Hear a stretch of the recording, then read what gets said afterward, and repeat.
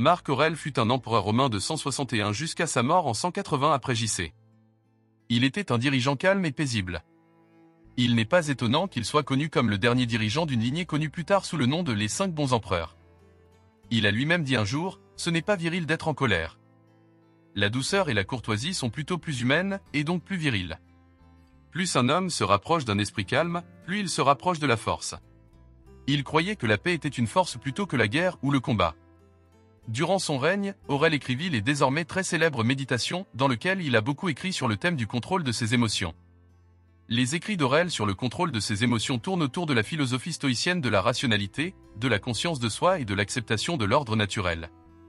En reconnaissant le pouvoir de notre propre esprit et en choisissant nos réponses aux événements extérieurs, nous pouvons atteindre un plus grand contrôle émotionnel et une plus grande tranquillité intérieure. La philosophie du stoïcisme selon laquelle Aurèle a vécu implique la discipline, la justice, l'équité et un grand contrôle sur vous-même, plus précisément sur vos émotions. Son état d'esprit stoïcien a permis à Aurelius de traverser de nombreuses morts et difficultés au cours de sa vie, notamment les batailles romaines avec d'autres empires et la peste d'Antonin qui a frappé et dévasté son empire. Dans cette vidéo, nous allons vous apprendre à contrôler vos émotions en suivant les conseils du légendaire philosophe stoïque Marc Aurèle. Acceptez votre destin. Marc Aurèle dit, vous avez été formé de 3 parties, le corps, la respiration et l'esprit. Parmi ceux-ci, les 2 premiers vous appartiennent dans la mesure où ils sont uniquement sous votre responsabilité. Seul le 3e est vraiment le vôtre. Selon Aurèle, le destin décrit toutes les circonstances dans lesquelles vous vous trouvez involontairement, parfois, la vie vous arrive. C'est comme ça.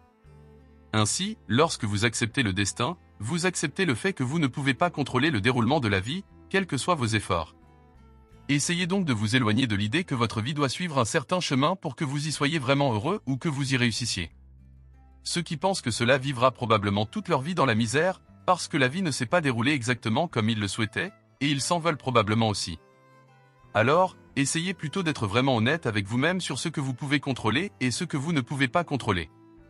Par exemple, la mauvaise circulation, le mauvais temps ou même le décès d'un proche sont autant de choses qui peuvent grandement affecter votre vie, mais sur lesquelles vous n'avez aucun contrôle. Chaque fois que quelque chose de grave vous arrive, vous ne pouvez rien faire d'autre que l'accepter. Mais il y a des choses que vous pouvez contrôler, l'heure à laquelle vous quittez votre domicile, votre réaction aux événements, vos pensées et, oui, même vos émotions. Il est important de noter qu'Aurèle ne nous recommande pas de ne rien faire et de laisser la vie se dérouler à notre guise. Nous pouvons tout à fait avoir des objectifs, travailler pour les atteindre, essayer des choses, etc.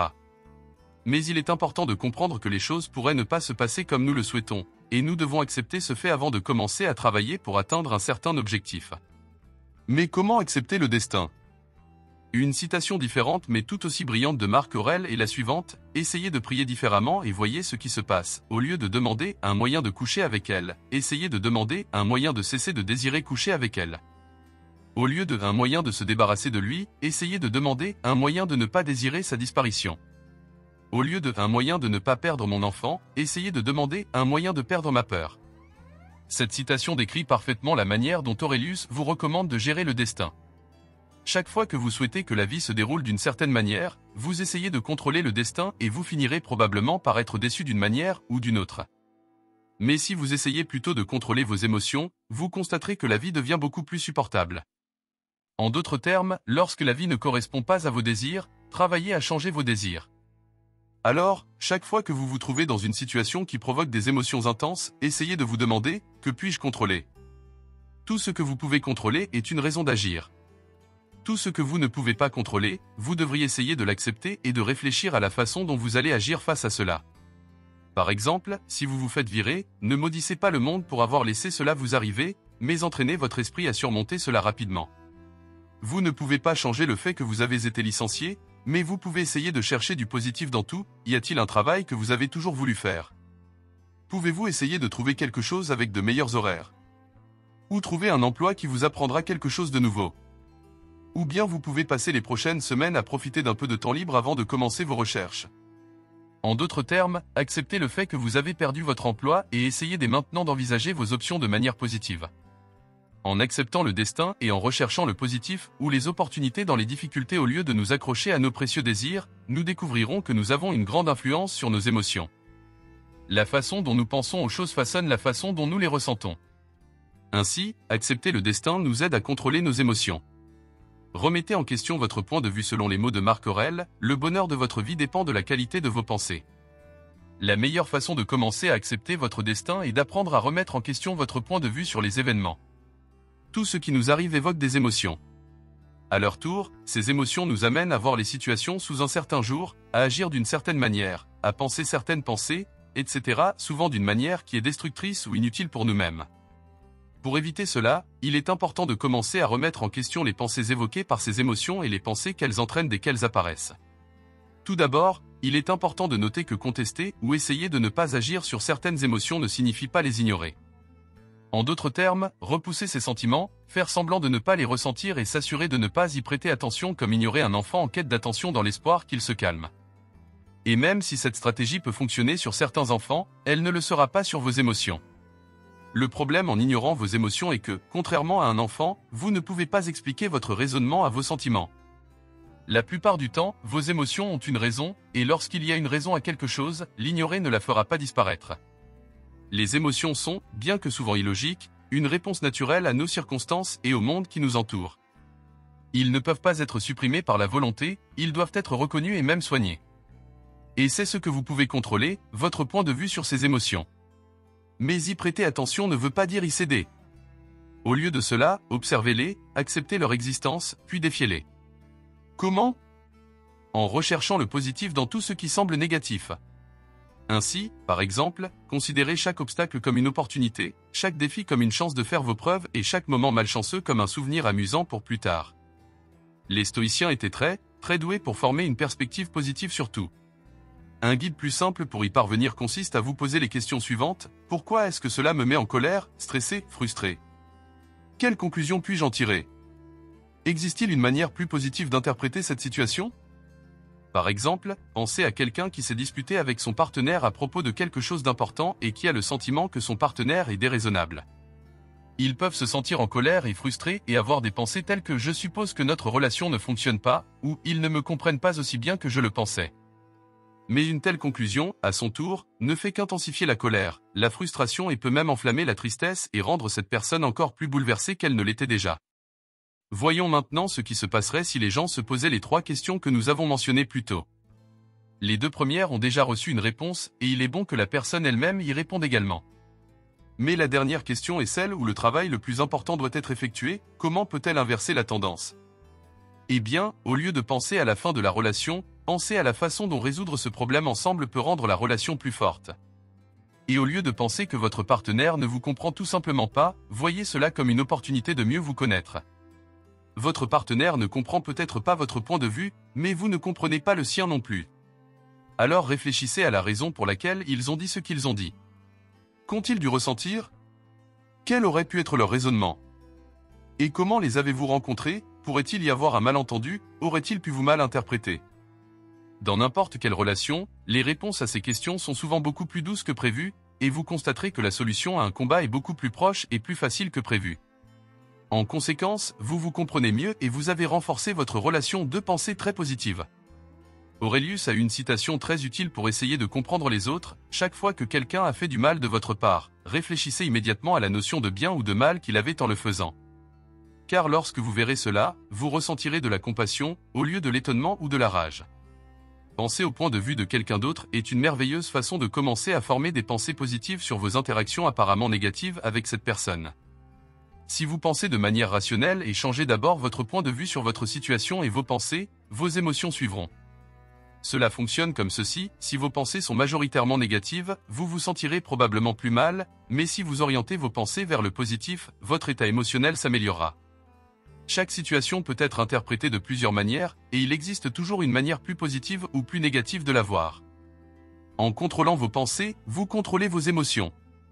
Pratiquez la visualisation négative. Aurelius nous conseille, demain, dites-vous, aujourd'hui j'aurai affaire à un curieux oisif, à un homme ingrat, à un moqueur, à un rusé, à un faux ou à un envieux, un homme insociable et peu charitable. L'une des choses avec lesquelles nous avons probablement tous une certaine expérience est de penser au pire scénario. Souvent, considérer cela semble destructeur, nous nous sentons anxieux et paniqués à propos d'un événement hypothétique qui, très probablement, ne se produira pas. Bien sûr, ces scénarios nous viennent à l'esprit juste avant de monter sur scène pour un grand discours, juste avant d'essayer de nous endormir le soir. ou juste au moment où nous nous sentons déjà anxieux à cause d'une autre inquiétude, et en réponse à cette pensée soudaine, nous commençons à paniquer. Nous essayons d'éloigner la pensée ou de nous abandonner à l'anxiété qui l'accompagne. En conséquence, nous considérons ce genre de pensées comme inutiles et essayons de les éviter. Mais cette stratégie a aussi ses inconvénients. Désormais, si quelque chose de grave arrive, vous êtes complètement désemparé et vous ne savez pas quoi faire.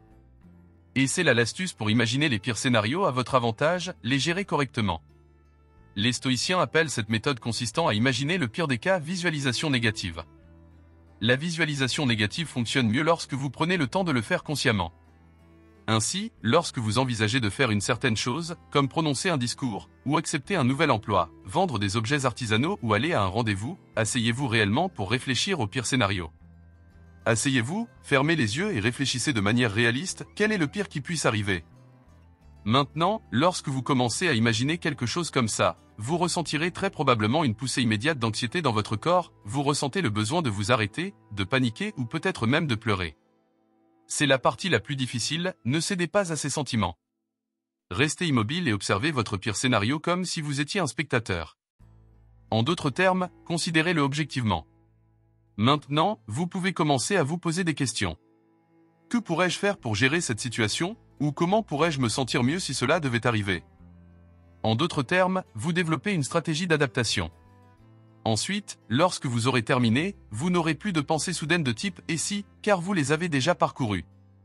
De plus, si le pire arrive réellement, vous ne gèlerez pas sur place, au lieu de cela, vous savez exactement quoi faire. Alors, comment cela vous aide-t-il à contrôler vos émotions? C'est simple, imaginez la différence entre prononcer un discours pour lequel vous avez préparé et un discours pour lequel vous ne l'avez pas préparé. Bien que vous puissiez ressentir de la nervosité dans les deux cas, ce dernier est certainement la situation où vos émotions sont les plus intenses et les moins faciles à ignorer. Dans le premier scénario, vous pouvez vous distraire de la nervosité et de l'anxiété en revoyant votre discours ou vos tactiques dans votre tête. Lorsque votre esprit essaie de vous tourmenter avec des scénarios, et si, vous pouvez penser à quoi faire dans ces scénarios. Lorsque votre corps vous fait trembler et trembler, vous pouvez trouver une distraction en revoyant votre discours dans votre tête. La préparation est presque un médicament contre les émotions, elles seront là, bien sûr, mais elles ne vous gouverneront pas. Cependant, la visualisation négative n'est pas seulement pratique lorsque vous prenez des risques ou essayez quelque chose de nouveau. Cela fonctionne mieux comme pratique quotidienne. Si vous prenez le temps de considérer que la journée à venir pourrait être horrible chaque matin, vous aborderez la journée mieux préparée, non pas parce que vous comptez sur une mauvaise journée, mais parce que je saurai quoi faire si cela le devient. Aurelius a particulièrement pratiqué lui-même cette version quotidienne de la visualisation négative, c'était sa façon de passer la journée. La visualisation négative vous aidera à vous préparer à tous les scénarios possibles, à vous sentir plus confiant dans tout ce que vous faites et à être ainsi moins sujet aux émotions soudaines. Utilisez un journal pour citer Aurelius, insistez sur la beauté de la vie. Observez les étoiles et imaginez-vous courir avec elles. Pensez constamment au changement des éléments les uns dans les autres, car de telles pensées enlèvent la poussière de la vie terrestre. Mais, bien sûr, remettre en question vos pensées sur le moment même peut être très difficile. L'une des choses que Marc Aurèle faisait souvent lui-même et qui pouvait aider à pratiquer cela était de tenir un journal. Non pas pour enregistrer sa vie quotidienne, mais pour examiner ses émotions et ses pensées. Lorsque vous écrivez quelque chose, vous êtes obligé de lui laisser de l'espace et d'y réfléchir. Pour s'y attarder. C'est une pratique désormais souvent recommandée par les thérapeutes et jurée dans les magazines de psychologie. Tenir un journal, notamment sur les émotions et les sentiments, s'avère extrêmement bon pour votre bien-être mental. Mais prendre une nouvelle habitude est plus difficile qu'il n'y paraît. Un bon début serait de tenir un journal de 10 à 20 minutes par jour, par exemple tous les soirs avant de se coucher. Et ne vous découragez pas si vous manquez accidentellement une journée ou si vous ne pouvez pas le faire tous les jours de la semaine, l'important est de le faire chaque fois que vous le pouvez, même si ce n'est pas aussi souvent que vous le souhaiteriez. L'une des façons de vous entraîner à écrire sur vos sentiments est de répondre à certaines questions rapides. Par exemple, quelles émotions ai-je ressenties aujourd'hui? Quels événements ont causé cela? Comment ai-je agi en conséquence? Quelles pensées accompagnaient ces émotions? Est-ce que je suis toujours d'accord avec ces pensées? Puis-je les transformer en quelque chose de plus positif? Toutes ces questions ne nécessitent pas plus de réponse qu'un mot ou une phrase, même si vous pouvez approfondir la question si vous en avez l'énergie et le temps. Par exemple, imaginez quelqu'un qui éprouve une certaine émotion, comme la frustration ou la colère, et qui n'a pas réussi à se mettre au défi sur le moment. Du coup, ils ont crié après leur partenaire, qui ne le méritait pas. Les pensées qui pourraient accompagner une telle action pourraient être irrationnelles, pensez à des expressions telles que « ils l'ont mérité » ou, de manière plus extrême, pensez à « nous devrions rompre maintenant » ou, de manière plus autodérisive, mais toujours aussi inutile, « je suis une mauvaise personne ». En tenant un journal la nuit pour examiner votre journée, vous devrez enregistrer ce qui, par exemple, vous a fait crier, ce qui a causé votre colère, quelles pensées vous avez eues. Vous pourrez alors voir si vous êtes toujours d'accord avec ces pensées ou si vous feriez mieux de les écraser par de nouvelles convictions, par exemple plus empathiques, rationnelles ou utiles. Tenir un journal vous donne le pouvoir de changer vos pensées et, par conséquent, vos émotions, vos sentiments et votre comportement. Rappelez-vous que la vie est éphémère. Dans notre dernière citation de Marc Aurèle pour cette vidéo, il dit « Pensez à la vie que vous avez vécue jusqu'à présent comme terminée et, en tant qu'homme mort, voyez ce qui reste en bonus et vivez-la selon la nature. Aimez la main que le destin vous tend et jouez-la comme la vôtre, car quoi de plus approprié ?» Un élément de sagesse très important qui aide les stoïques à garder le contrôle de leurs émotions, ils se souviennent que la vie est éphémère. La citation que nous venons de lire pour vous est la version d'Aurèle, « Vivez chaque jour comme si c'était le dernier, sauf que le sien est encore meilleur. » Parce que vivre chaque jour comme si c'était le dernier pourrait encourager quelqu'un à se soucier de son avenir, alors que ce dicton vous motive en fait à vous en soucier encore plus. Au lieu de vivre comme si vous mouriez demain, vivez comme si vous étiez mort hier. Imaginez ce que vous feriez de votre vie si elle devait être terminée maintenant, vous sentez-vous accompli? Avez-vous l'impression d'être la personne que vous vouliez être? Probablement pas, nous ne serons jamais entièrement satisfaits. Mais penser à la vie de cette façon vous oblige à réfléchir à la situation dans son ensemble. Ce qui est suffisamment important pour se concentrer et ce qui serait une perte de temps. Si vous étiez décédé hier, la façon dont vous avez passé la semaine dernière vous semblerait-elle toujours aussi importante qu'elle l'était au milieu de cette semaine? Peut-être avez-vous passé la semaine à vous soucier d'une date limite à l'école ou au travail, ou peut-être vous êtes-vous disputé avec votre sœur, ou avez-vous décidé de rester au lit pendant quelques jours en raison d'une rupture. Auriez-vous encore fait tout cela si vous aviez su que c'était la dernière semaine de votre vie? Probablement pas, vous auriez travaillé pour devenir celui que vous vouliez devenir. Aurelius nous dit de toujours nous rappeler que la vie est éphémère et peut se terminer soudainement, de sorte que, lorsque nous gardons cela à l'esprit, nous nous souvenons uniquement de nous concentrer sur ce qui est vraiment important pour nous. Nous ne devrions pas consacrer trop de temps et d'énergie à des revers temporaires, tels que des délais, des disputes ou des chagrins d'amour. Au moins, nous ne devrions pas laisser cela nuire à notre plaisir et à notre productivité dans la vie. Alors, chaque fois que vous êtes au milieu d'un événement qui vous fait vous sentir mal, essayez de penser, est-ce réellement important dans l'ensemble de la vie? Imaginez que vous êtes effectivement hors de vous à cause du stress dû à un délai déraisonnable, prenez du recul et demandez-vous, est-ce que cela aura encore de l'importance dans une semaine? Dans un an? Sinon, détendez-vous. Mais peut-être avez-vous répondu oui. Si vous ne respectez pas cette date limite, vous risquez d'être renvoyé ou d'échouer votre cours. Mais quelle est la probabilité de ce scénario? Et si cela est probable, demandez-vous si vous serez en mesure de terminer la tâche à temps ou non. Si oui, établissez un plan. Sinon, envisagez de contacter les responsables et de leur expliquer votre situation. Et, au cas où, prévoyez le pire, si vous échouez à votre cours, est-ce vraiment la fin du monde? Très probablement, vous pourrez recommencer l'année prochaine, ou choisir une autre direction d'études, ou trouver un emploi au lieu d'étudier, et atterrir à nouveau sur vos deux pieds. Les avantages de prendre du recul et de considérer l'importance de ce qui vous dérange sont énormes.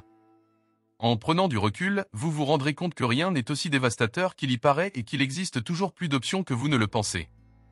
Pour généraliser cette méthode, chaque fois que vous ressentez des émotions intenses en raison d'une certaine situation ou circonstance, prenez du recul et posez-vous les questions suivantes. Quel effet cela aura-t-il sur le reste de ma vie? Comment pourrais-je continuer à profiter de ma vie même dans le pire des cas? Quelles autres options je n'ai pas encore envisagées? Est-ce que cela vaut la peine de s'inquiéter dans le grand schéma des choses? Regarder la situation dans son ensemble peut vous calmer. Plus vous apprenez à considérer tous les effets et options de quelque chose qui se produit, plus vous constaterez que les situations ne vous tourmentent plus avec toutes sortes d'émotions intenses et qu'en gardant cela à l'esprit, vous pouvez toujours être calme et pondéré. Si vous avez apprécié cette vidéo, veuillez consulter notre playlist complète Philosophie for Life et pour plus de vidéos pour vous aider à trouver le succès et le bonheur en utilisant une belle sagesse philosophique, n'oubliez pas de vous abonner. Merci beaucoup d'avoir regardé.